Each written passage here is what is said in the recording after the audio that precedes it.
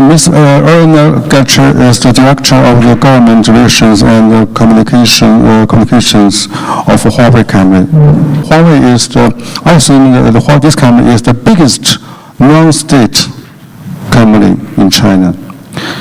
I think it operates perhaps in many countries in Europe and other, of course, in other countries in Africa, in Asia, and in America.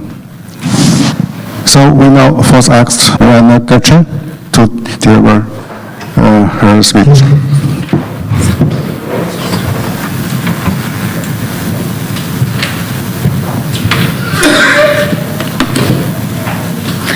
Okay, so thank you for the invitation to this EU-OBOR conference. So let me introduce very briefly Huawei, and thank you for Mr. Lee to praise Huawei. Yes, this is the biggest private company in China, and it's also a multinational one, so we are all over the world. Okay, so actually we are about 180,000 around the world, with in the presence in 170 countries, and we invest very heavily in research and development. Actually, Huawei is a multinational ICT and telecom solution provider, and we are present in Hungary since 2005. So why am I telling to you all this? Because Huawei decided to establish the biggest manufacture center outside of China in Hungary because of the excellent location of the country. So we have 16 R&D centers also around the world, and our revenue reached 75 billion USD in 2016. We reached also a very nice ranking in the Global Fortune 500 list. We are the 129th company there.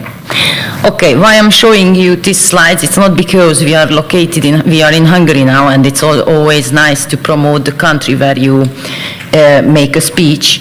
It is because we show it all over the world. Hungary is marked there with red because, as I mentioned, the second biggest manufacture and logistics center of Huawei is in Hungary in the world. Actually, this is the number one outside of China.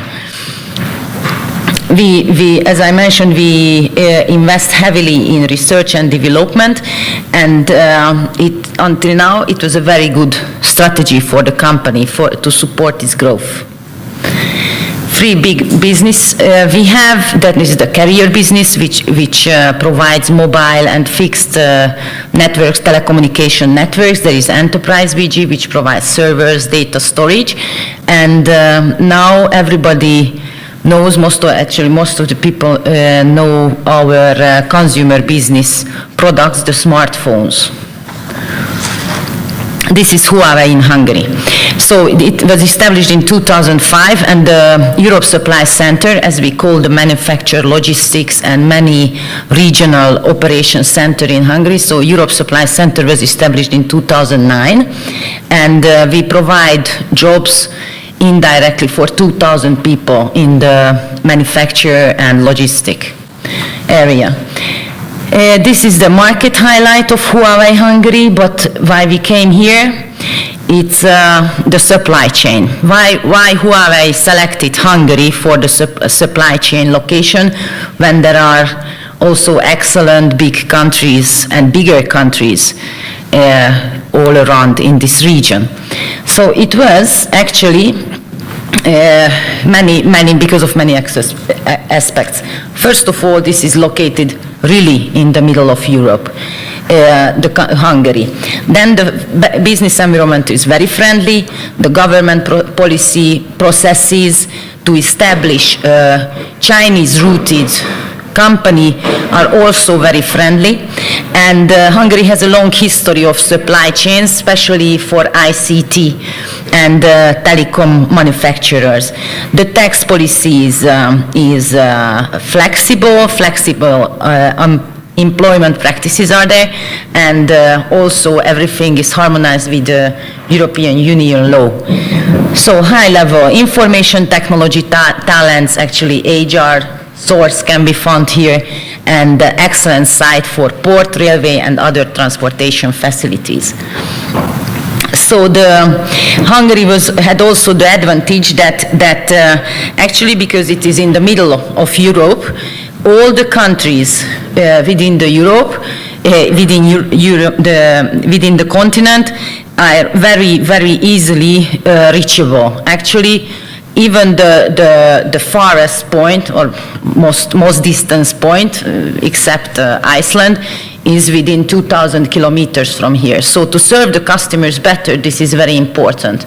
We cannot, the ICT is a very competitive sector.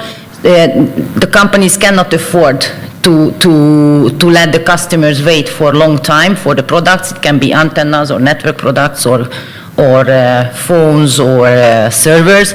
So we have to serve them very, very fast.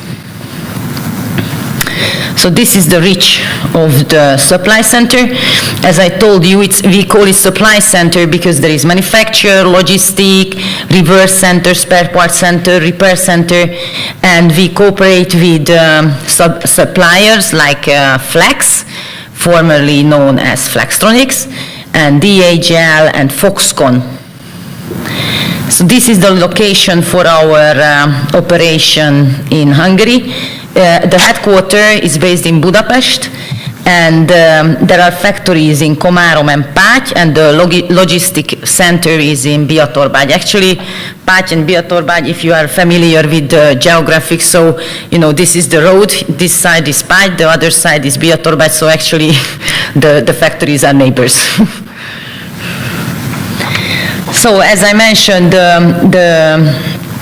when selecting Hungary, this was the most important, that to find a fast, flexible, and low-cost supply solution for Huawei products and for the customers.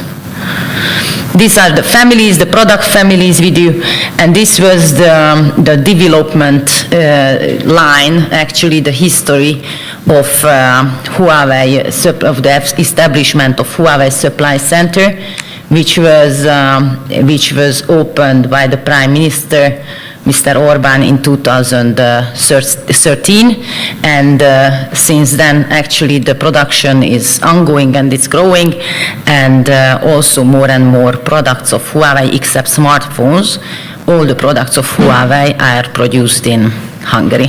So, thank you very much.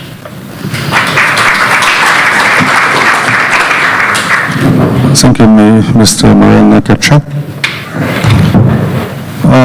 Okay, our last speaker is Mr. Ernő Pető. He is the president of the China Chem Hungary. The China Chem means China Chamber of Commerce in Hungary.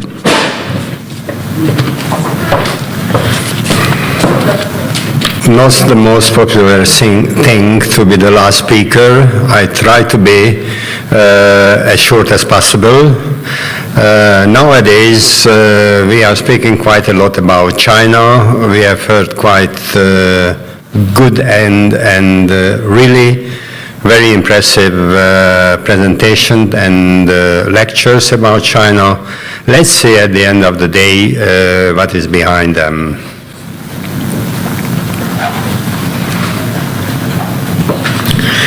I think we made more than one step today, and I would like to give you some information about China, general information. You know very well quite a lot of things, but I would like to underline one very important thing, the development, the milestones of the developments.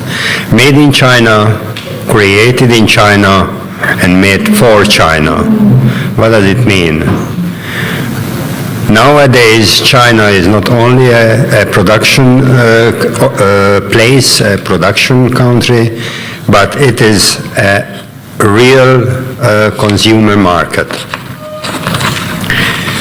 At this time, China is, I'm afraid to say whether the second or the first strongest economic power all over in the world. It depends how we can calculate. Sometimes in certain figures,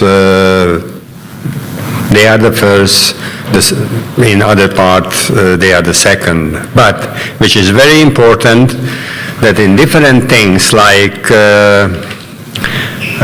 for the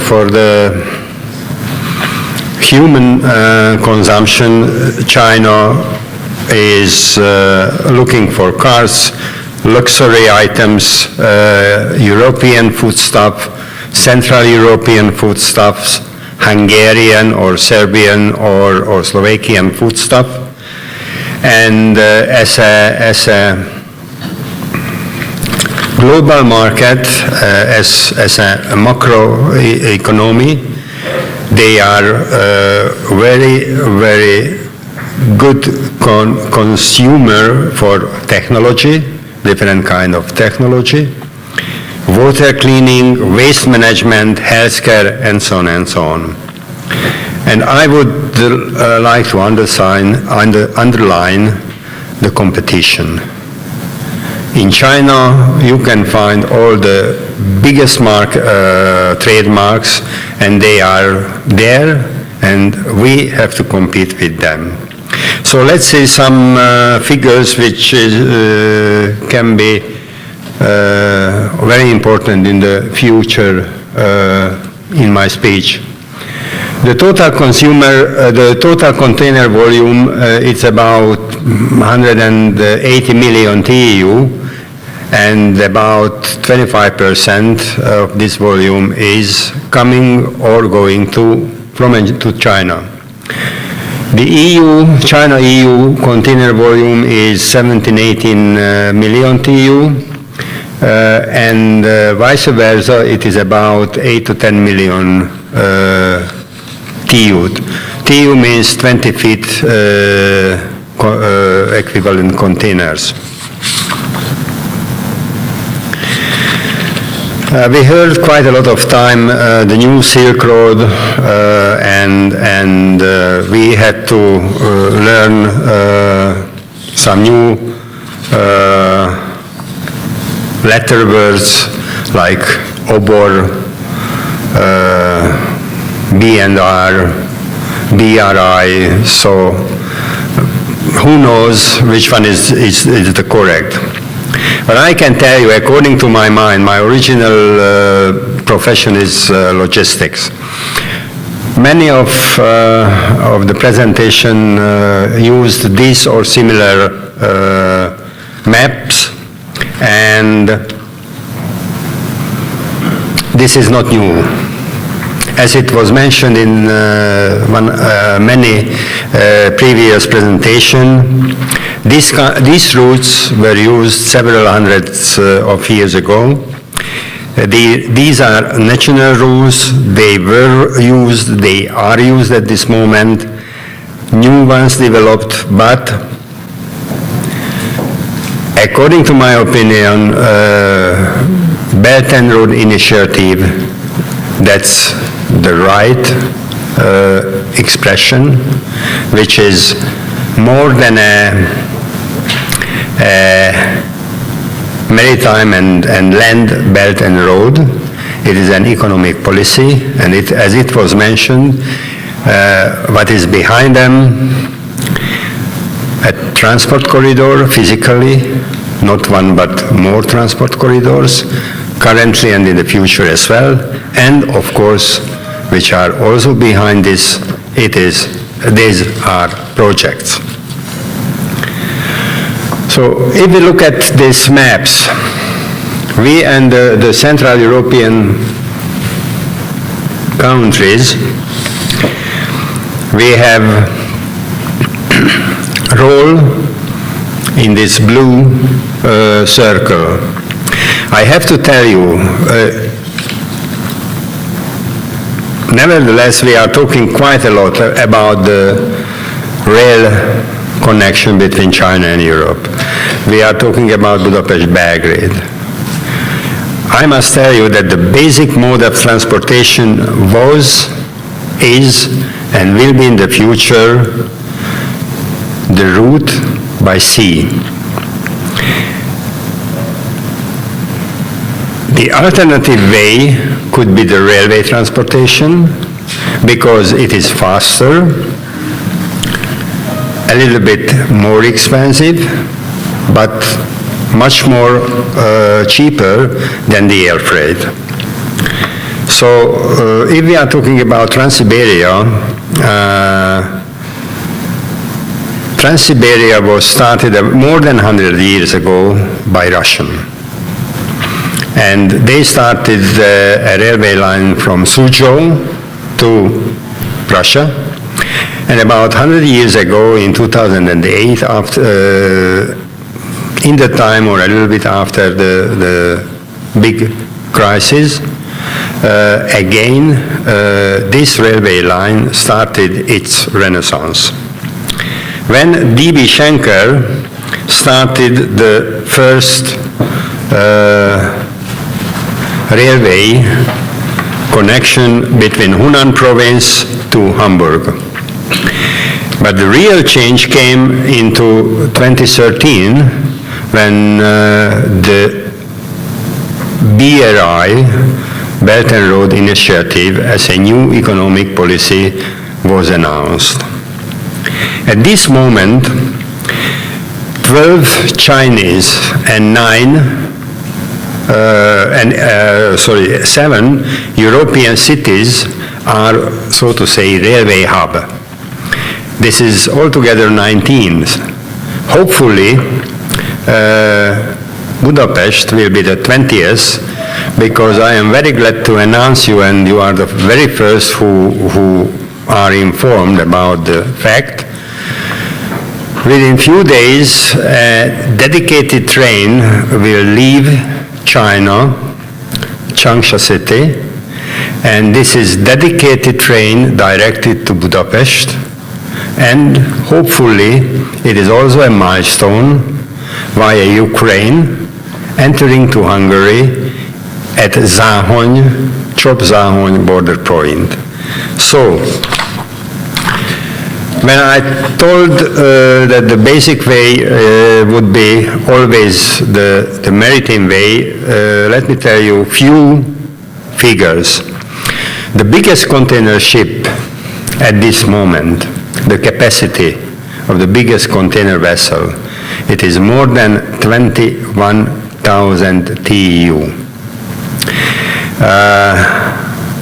Quite a lot of vessels has 15,000, 16,000, 17,000 TEU capacity. If we talk about 15,000 with 90% of usage, which is about 13,500, it means it is equal to 165 trains, because the capacity of a train, it is about 80 TEUs. If we are talking about 20 trains per day as a transloading capacity between Russia and European border, now there are 4, and practically only 2 are working. One of them is in Poland, Malashevice, the other one is Piraeus, and there are 2 others, the Slovakian Dobro, doesn't work due to the Russian-Ukrainian conflict. And the 4th one is Záhony, the Hungarian, which also doesn't work at this moment. So, last year in Malashevice, they transload 600,000 TEU, which is equal about only 40 vessels. Only 40 vessels. And at the same time, it is equal to 2 times 7,500 trains. So, can you compare it? So it is a very good solution, but always, as I mentioned, it will be an alternative way. The second part in my speech is Hungary as a hub. Hungary can be a hub for two different aspects. One of them is a so-called hub. And why Hungary? Because there is a financial hub, there is the very well equipped and very well experienced banking system. There is a good financial system. There are banks which accepted RMB as a payment, and the Hungarian companies also can pay in RMB, and it is not only Bank of China, there are Granite Bank, Unicredit Bank, so you can get even loan from the banks. And here is the Chinese tourist office, the Central European Coordination Center, and quite a lot of other things are in Budapest and in Hungary. And I am not talking about the big acquisition, the greenfield investment, the big Chinese companies like Huawei or ZTE or Wanhua. I would like to say a few words why Hungary could be a hub.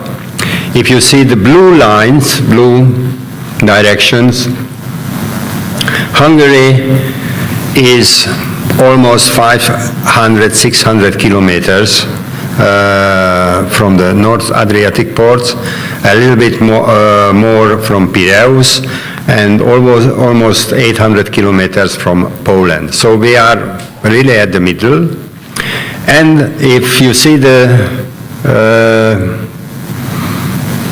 three different circle, the primary market, it is about 10 Central and East European countries, and the secondary market is Germany, Netherlands or Benelux countries, France, and last but not least, Ukraine and a part of Russia. So there are the European corridors, and using these corridors, you can reach, if you recall the previous slide, you can reach about 500 million people, which is almost the population of EU. This is a visible market even for the Chinese companies. And if you see this, 1, 2, 3, 4, 5 corridors are crossing Hungary, and the corridor number 10, which is coming from north to Balkan, from Poland to Maleševice, and the last decision of the European Rail Association was to renew this corridor, and you cannot forget a natural corridor, which is the Danube. This is the market size what I have mentioned. Logistically, 750 kilometers can be handled by truck within 36 hours. That means 1.5 work day. And it doesn't matter whether the cargo came by rail, by air freight, from Budapest, you can serve this kind of countries. So, very few words I would like to call your attention. What kind of opportunities we can have as Central European countries? I would like to draw your attention. There is a certain competition in Central European countries Within Central European countries, there is how to say, bigger or harder competition between we four countries. But at the same time, we have to cooperate to become visible for China. So we have to find the healthy balance to be competitors to each other, but to cooperate to each other. So there is some tools like CECZ, Central European Trade and Logistics Cooperation Zone, which is the first special economic zone in this field. And if we are talking about these special economic zones established by China to Central Europe, there are only two, and both at this moment are in Hungary. So we can very proud that not only the biggest part of the Chinese FDI came to Hungary, but also these projects are in Hungary. And last but not least, this is the time of the advertisement. I would like to tell and mention China-Chem Hungary. We are a bilateral chamber of economy, and our focus was and is to promote the SME sectors, the companies, because according to our practice, even there is a quite huge difference between the size of SME companies in China and in Hungary. Their problems are the same. In both countries, they are underfinanced, they have a lack of information, they have a lack of practice, they have a lack of knowledge in business culture, in language, and lack of knowledge about the rules and regulation at the other end of the business. So that was what I would like to tell to you, and thank you for your kind attention.